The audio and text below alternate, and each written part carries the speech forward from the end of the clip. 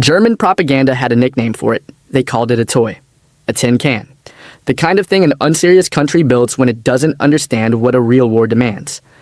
In the newsreels and the illustrated magazines, the American war machine was mocked as a nation of shopkeepers playing at soldiering, and the small four-wheeled truck the Americans kept driving around North Africa was held up as proof, flimsy, ugly, beneath the dignity of a proper army. And then the same men who mocked it started stealing it. Not reluctantly. Not as a last resort when their own vehicles broke down. They stole it deliberately, systematically, and with a kind of quiet desperation that told a very different story than the one their propaganda ministry was printing.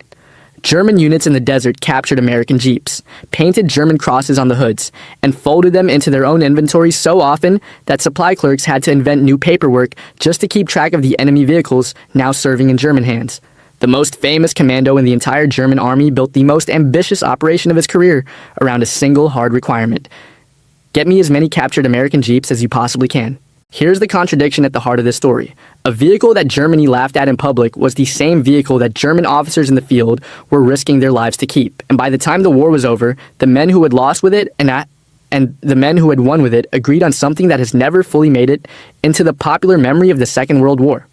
This little truck, drawn up in a nearly empty drafting room by a broke freelance engineer over one long weekend, turned out to be one of the most important pieces of equipment the Allies fielded in the entire war. Not because of what it was, because of what it let every other American weapon do. The man who commanded the whole Allied effort in Europe would say so in writing, years later, in his own memoir. And when American investigators sat the captured generals of the German army down after the surrender and asked them why they lost, the answer kept circling back, not always by name, but always in substance, to the thing the Americans had that they did not. So how does a quarter-ton truck end up being described by the losing side as one of the deadliest advantages the winning side ever held? To answer that, we have to go back to a problem the United States Army had been quietly failing to solve for almost 100 years. And we have to start with mud. Late in 1943, somewhere inside the United States, a group of American engineers took delivery of a small German staff car. It had been captured in North Africa, hauled off a battlefield, loaded onto a ship, and carried all the way back across the Atlantic for one reason. The Americans wanted to take it apart.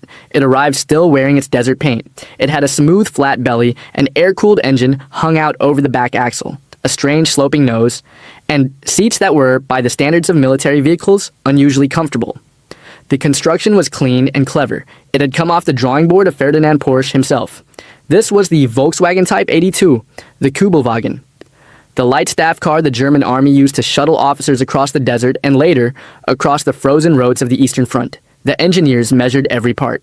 They ran it up slopes with stopwatches. They drove it through sand pits and water crossings.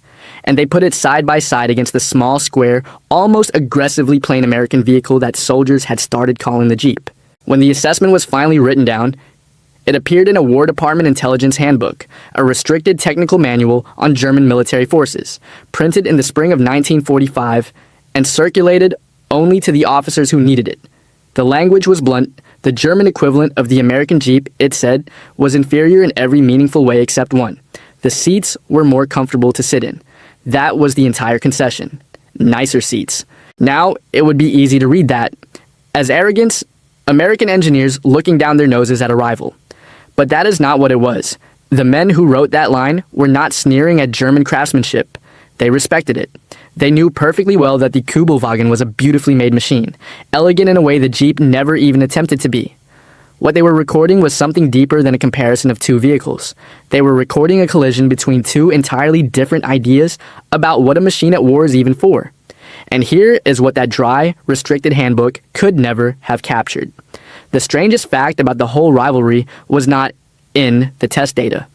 It was out in the field where German soldiers had already been voting with their own hands for almost 2 years. They had driven the Kübelwagen. They knew its strengths, and still, whenever they could get their hands on a captured Jeep, they kept it. A machine their government publicly called a toy was a machine their own junior officers were fighting to hold on to. That gap between what Germany said about the Jeep and what Germany actually did with it is the real subject of the story. To understand it, you have to understand where the Jeep came from. And that begins with an army that had been stuck in the mud for the better part of a century.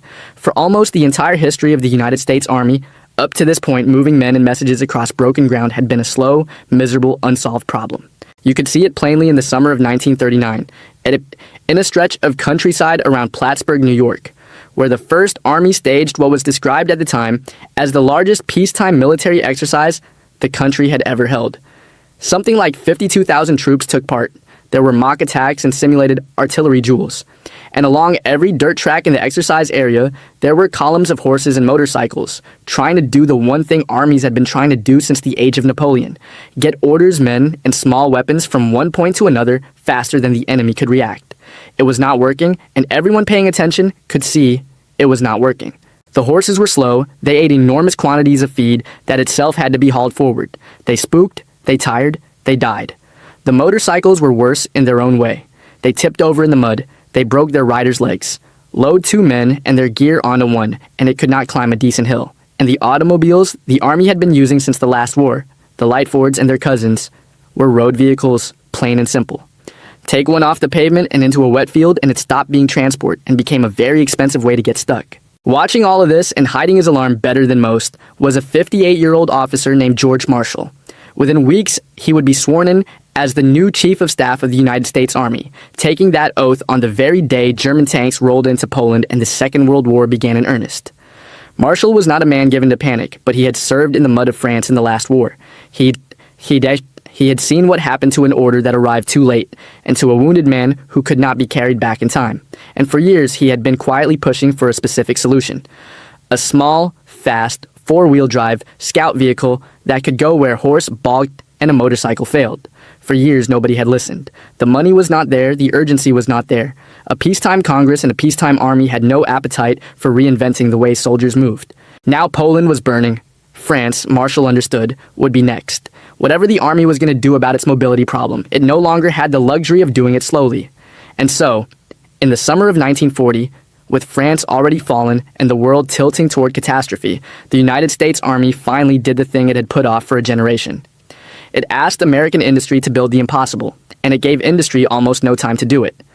On the 11th of July, 1940, barely 2 weeks after France surrendered to Germany, the Army sent a set of specifications to 135 American manufacturers. The terms were, frankly, absurd.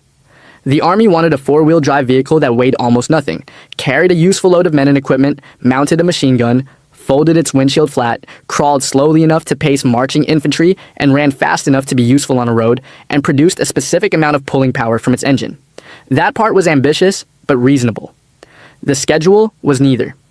Companies were given 11 days to submit a complete bid, with blueprints and cost breakdowns, 49 days from acceptance to deliver a running, tested prototype, and 75 days to produce an initial batch of 70 vehicles. Read that again. 11 days to design something the Army had failed to obtain for 30 years. Most of the 135 companies read it, laughed, and threw it away. The deadline was treated as a joke because on paper, it was a joke. Only 2 companies answered. One was Willys Overland, an established but financially shaky automaker out of Toledo, Ohio. The other was a tiny, nearly bankrupt firm in Butler, Pennsylvania, called the American Bantam Car Company. Bantam had been building small European-style economy cars, and it was in such dire shape that much of its engineering staff had already been let go. It had the ideas. It had a factory. What it did not have, at the moment it most needed them, was a room full of engineers to turn a wild deadline into a finished machine. What Bantam had instead was a phone number. The number belonged to a freelance designer in Detroit named Karl Probst. He was in his mid-50s, the son of a country doctor, and he had been building automobiles in one form or another since the earliest years of the century. At that particular moment, he was between jobs and short on money. Bantam called and asked him to take the job. Probst, understandably, hesitated. There was no guarantee of payment. He'd only be paid if Bantam actually won the contract, and Bantam was broke. He said no. Then he got a different call. William Knudsen, a man recently pulled out of the top ranks of General Motors to help run the country's entire war production effort, got on the line and told Probst, more or less, that the country needed him to do this. Forget the money for now. If he pulled it off, they would make sure he was taken care of. Probst got in his car and drove east. He arrived, rolled up his sleeves, and sat down at the drafting table on the 18th of July. He had a matter of days. He worked through the night. He worked through the next day. And by the 19th, roughly 2 days of actual drafting, He had laid out the basic design of what the world would soon know as the Jeep. He reportedly took an evening off to go to the movies. Over the weekend, he finished the cost calculations and the parts lists. On the 22nd of July, he and a Bantam manager loaded the whole package into a car and drove it to the Army's test center at Camp Holabird, outside Baltimore, on time. Now here is the part worth sitting with. Almost nothing in Probst's design was invented from scratch, and that was the entire genius of it. The engine came from Continental. The transmission came from Warner Gear. The transfer case and axles came from Spicer, adapted from existing components. Probst did not waste his impossible deadline trying to invent new parts. He took proven civilian pieces that already existed, that could already be manufactured in quantity, and that a mechanic could already repair, and he stitched them together into exactly the thing the Army had been asking for and failing to get for 3 decades. A small, tough, four-wheel drive, do-anything vehicle that could be built fast, fixed anywhere, and shipped to the far side of the planet. That was the leap. Not a breakthrough in metallurgy, a breakthrough in assembly, in humility, in knowing what not to reinvent. The finished prototype, the Bantam reconnaissance car, was completed against the deadline and driven under its own power from Butler, Pennsylvania to the Maryland Test Center, because the little company could not afford to ship it any other way. By multiple accounts, it rolled through the gate with about half an hour to spare. The Army's veteran test officer put it through its paces and, according to the story that has followed the Jeep ever since, told the Bantam men that in 20 years of driving everything the services had ever bought, he could tell within 15 minutes that this one was going to make history. He was right. And then something deeply unfair happened to the men who had made it. The Army loved Bantam's design. It ran the prototype through brutal testing and pronounced it outstanding, and then it took the drawings away. The official reasoning was about production. Bantam was tiny and nearly broke, and the Army was staring down a war that would require these vehicles by the hundreds of thousands. Could a company that could barely make payroll really deliver at that scale? The Army decided it could not risk finding out, so it took the position that, under the terms of the contract, Bantam's blueprints and test results now belonged to the government, and it handed them to Willys Overland and to Ford, and invited those two much larger companies to build competing versions of the same basic vehicle. Karl Probst was furious. The men at Bantam were furious. And there was nothing any of them could do about it. Wartime necessity, the Army said, outranked everything, and it was a hard argument to beat with a world on fire. To be fair to what came next, Willys and Ford did make the vehicle better. Willys had a secret weapon. Its chief engineer, a brilliant and relentless man named Delmar Roos, everyone called him Barney, had spent 2 years turning a tired old 4-cylinder engine into a rugged, powerful 60-horsepower unit that Willys nicknamed the Go Devil. Roos had run that engine flat out on a test stand for 100 hours without it breaking, where the engine he'd started from had died in a fraction of that time. It was, quite simply, the best small military engine going, and the Army eventually insisted that everyone's Jeep use it. Ford, for its part, contributed the flat, stamped steel grille with the vertical slots that has been the face of the Jeep ever since. By the summer of 1941, the Army had standardized the whole thing. Willys built it as the Model MB. Ford built the identical vehicle, interchangeable down to the bolts, as the GPW, and the W in that Ford designation stood for Willys, because Ford was now building a Willys licensed design. Everything matched, everything was replaceable. A part off a Ford could go into a Willys in the field without a second thought. For an army about to fight on every continent, that interchangeability was worth more than elegance ever could be. Years later, in 1948, the Federal Trade Commission would look back at the whole tangled story and rule that the original design credit belonged to neither of the giants who mass-produced it. It belonged to American Bantam, the little company that started it all. By the time the war ended, the two big factories had built something on the order of 647,000 Jeeps between them. Willys made roughly 360,000. Ford made roughly 280,000, and Bantam, the company that invented the thing, the company whose engineer drew it in a weekend, built only around 2,600 before being shoved aside. Bantam survived the war-building trailers for the Jeeps to tow. It never made cars again. It declared bankruptcy in 1950 and was absorbed into a steel company a few years after that. Karl Probst never got rich from the vehicle that changed how armies move. He was reportedly paid a token sum for his weekend of world-altering work. He died in Ohio in the 1960s after a long illness, remembered by almost no one outside the small world of historians and Jeep enthusiasts who understood exactly what he had done. the man who drew America's most produced military vehicle of the war in less time than most people take to plan a vacation, slipped quietly out of the story he had started. But the thing he drew, the strange little machine 133 other companies had dismissed as impossible, was just getting started. And the first place it revealed its true nature was not on a test track in Maryland. It was in the open desert of North Africa, in the hands of men who looked at it and saw something the Army itself had not fully imagined. Before we get to the desert, we need to understand the single most important thing about the Jeep, and it is not the four-wheel drive. It is not the engine. It is a philosophy.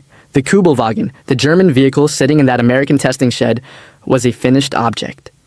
It had been designed to do one job well: carry a few officers across reasonable terrain in reasonable comfort. It was polished.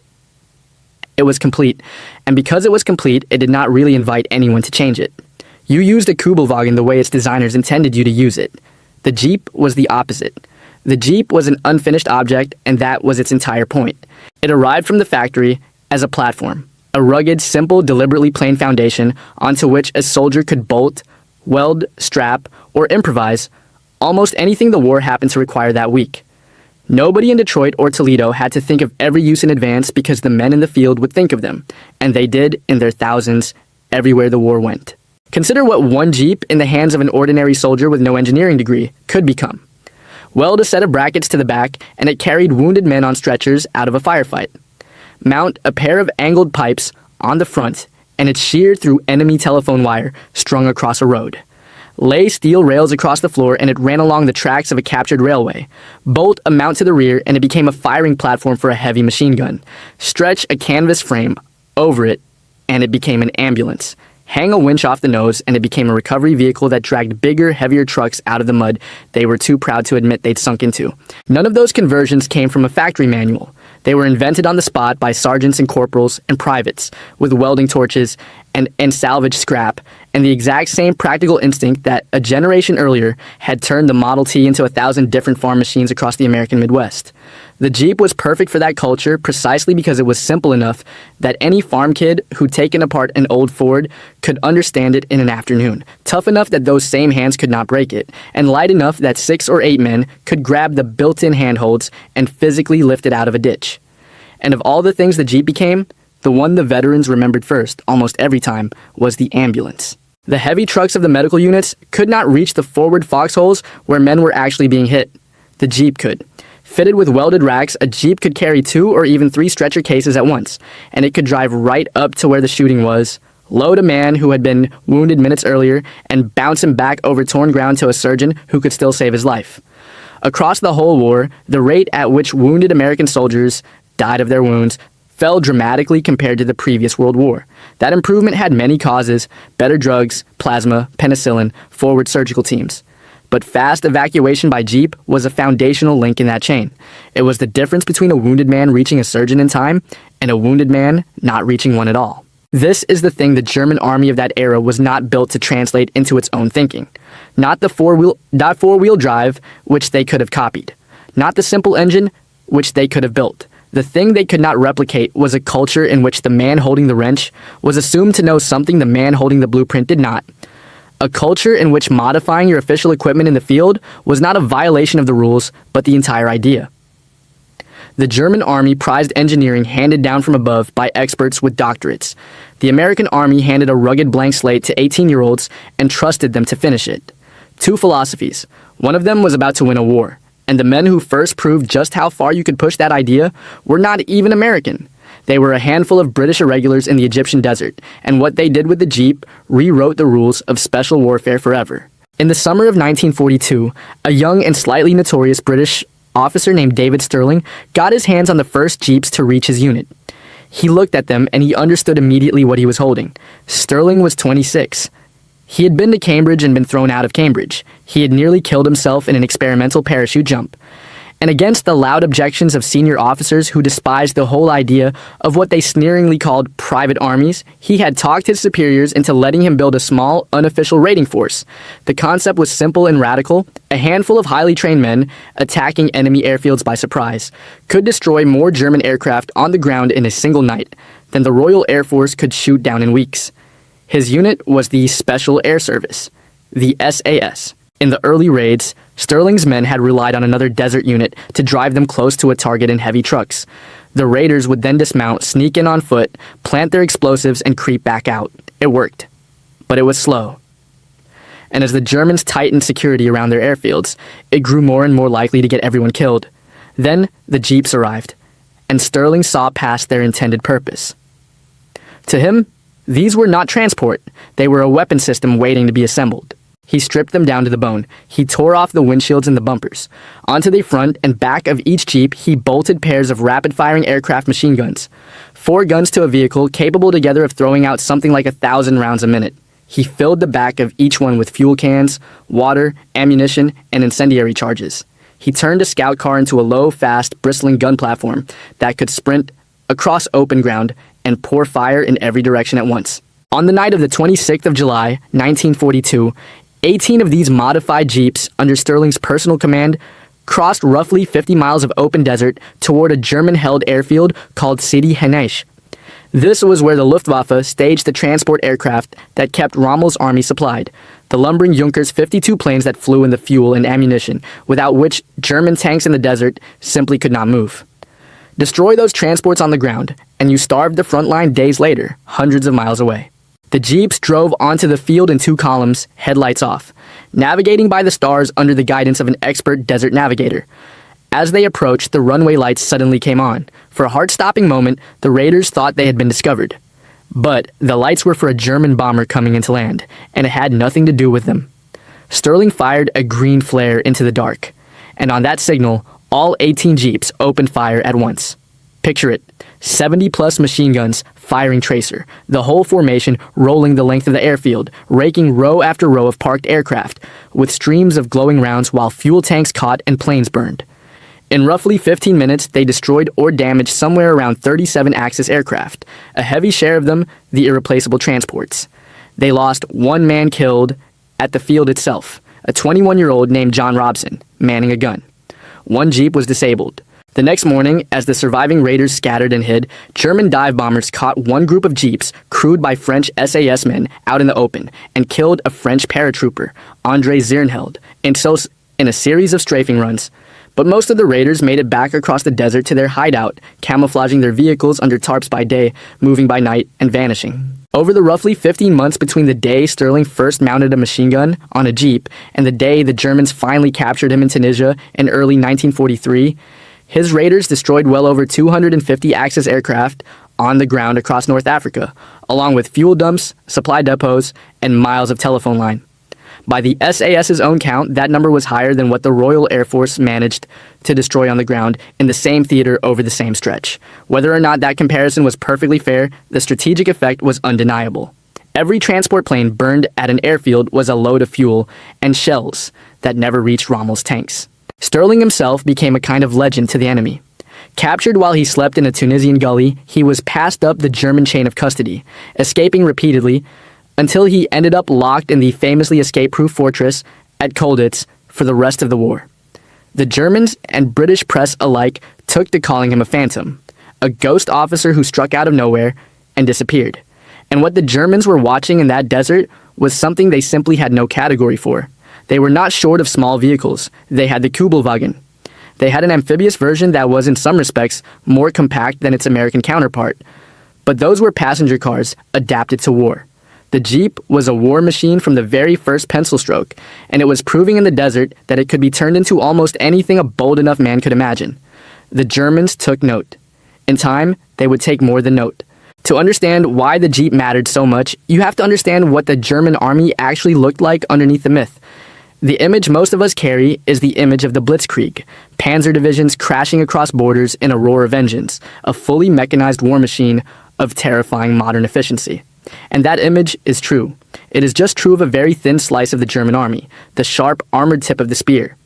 Behind that tip, the bulk of the German army moved the way armies had moved since ancient times, on foot, with a horse pulling the wagon. The numbers are genuinely startling. Germany went into the war in 1939 with something like 500,000 horses on its rolls. By the time it invaded the Soviet Union in 1941, that figure had grown to around 750,000. And by the last winter of the war, with German factories collapsing under Allied bombing, The German army was leaning on well over 1 million horses, more than twice what it had used to conquer Poland. Across the entire war, the German army employed somewhere in the neighborhood of 2.75 million horses, more than it had used in the First World War. This was, at its core, a foot and hoof army with a brilliant motorized spearhead bolted onto the front. The American army of 1944 did not have that problem. And the reason it did not have that problem was the Jeep, multiplied hundreds of thousands of times over. The Germans built the Kübelwagen as a refined, finished design and produced roughly 50,000 of them, a respectable number made by specialists to a high standard. The Americans built the Jeep as a rough, unfinished platform and produced roughly 647,000 of them. At peak output, the Willys plant in Toledo was rolling a completed Jeep off the line about every 80 seconds. There were enough of them to give an American infantry regiment a fleet of well over 100, to airlift them behind enemy lines by glider, to ship some 50,000 to the Soviet Union under Lend-Lease, where Russian troops called them the Willys, and drove them all the way to Berlin, and to hand thousands more to the British, the Free French, and the Chinese. But the deepest advantage was not about numbers at all. It was about what those numbers made possible on the battlefield, and this is the part the German generals felt in their bones even when they couldn't name it. Think about an American battalion holding a position. That battalion could lay telephone wire, evacuate its wounded, run reconnaissance patrols, and resupply its forward troops all at the same time, because each of those separate jobs was being done by a separate Jeep, moving on its own path at its own speed. Everything happened in parallel. Now think about a German battalion trying to do the same 4 things. Often it had to do them one after another, in sequence, some of them on foot, some of them behind a horse-drawn cart. Wire, then wounded, then scouts, then supply, slower, later, in a line, instead of all at once. Multiply that difference across an entire army, across every hour of every day of a years-long war, and you begin to see it. The Americans were not just faster in a race. They were operating on a fundamentally different tempo, reacting quicker, shifting weight quicker, healing quicker, pressing harder because the supplies never stopped coming forward. That relentless, everywhere-at-once tempo is what ground the German army down. And underneath all of it, doing the unglamorous work that made every other weapon effective, was the small 4-wheel drive truck the German propagandists had called a toy. Which brings us, finally, to the men who stole it. Because in the desperate last winter of the war, one of Germany's most famous soldiers built his boldest operation entirely around captured American Jeeps, and very nearly threw the whole Allied command into chaos. In the autumn of 1944, with Germany losing on every front, Adolf Hitler summoned one of his most notorious officers to his headquarters to plan one last desperate gamble. The officer was Otto Skorzeny, an SS commando who had earned enormous propaganda fame the year before for the daring glider raid that rescued Mussolini from a mountaintop hotel, even though the operation had actually been planned and led by a paratroop officer, with Skorzeny getting the credit. Now Hitler had a stranger, more delicate job for him. As part of the massive surprise offensive Germany was about to launch through the forests of the Ardennes, Hitler wanted Skorzeny to assemble a special brigade of English-speaking German soldiers, dress them in captured American uniforms, put them in captured American vehicles, and send them slipping through the American lines in the opening hours of the attack, to seize bridges, cut telephone wires, switch road signs, and spread paralyzing confusion in the American rear. The operation was codenamed Greif, German for Griffin, and when Skorzeny drew up his shopping list, one item on it tells you everything you need to know about how the German army had come to see the Jeep. He asked for captured Sherman tanks, for armored cars, for self-propelled guns, for trucks and motorcycles, and he asked for 100 American Jeeps. Stop and think about that. Skorzeny's own army was building the Kübelwagen by the tens of thousands. He could have had as many German vehicles as he wanted. He did not want them. He specifically wanted captured American Jeeps, because he and his men understood exactly what the Americans understood, and exactly what David Sterling had understood in the desert. The Jeep would go places their own vehicles could not, and just as importantly, an American military policeman at a checkpoint would wave a Jeep through on instinct, without a second glance. In a way he would never wave through anything German. The Jeep wasn't just a vehicle, it was a disguise. Reality, as it usually did, fell short of the plan. Skorzeny asked for 100 Jeeps and got only around 30. He asked for 20 Sherman tanks and received a handful, only one of which actually ran. He needed men who spoke flawless American English with the slang and the idioms, and out of thousands of volunteers, he found only a tiny number who could truly pass. The rest were marginal. Skorzeny himself later admitted the whole thing was terrifying to contemplate. But here is the twist. As a military operation, Greif was a failure.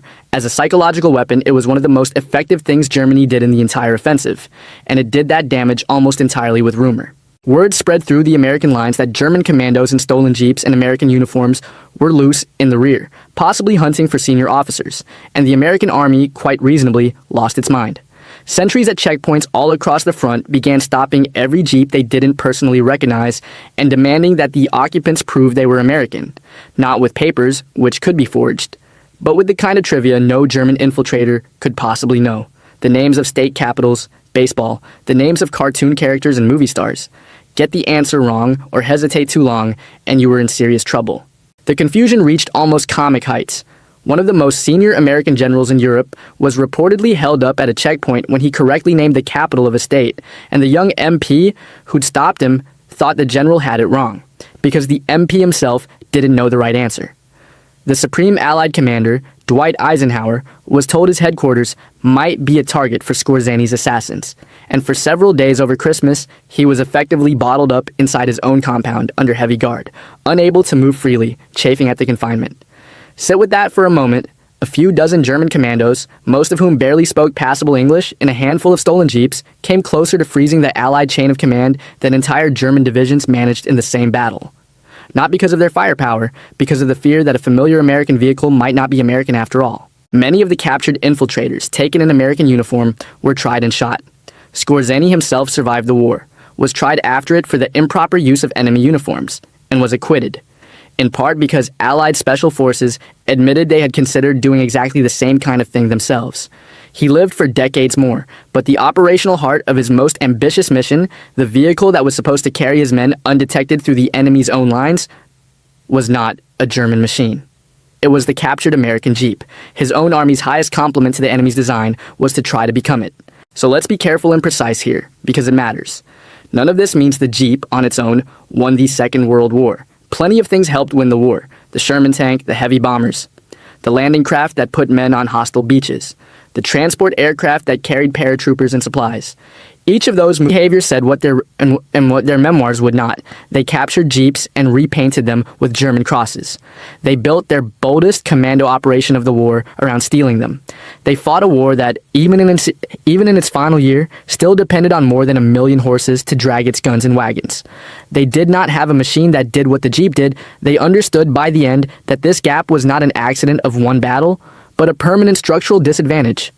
And by the closing months of the war, they were trying quietly and desperately to use the enemy's design against him. The contrast, in the end, was a contrast between two entire cultures. Germany built the Kübelwagen as a finished, clever, comfortable object, a machine perfected by experts, and handed down to be used exactly as intended.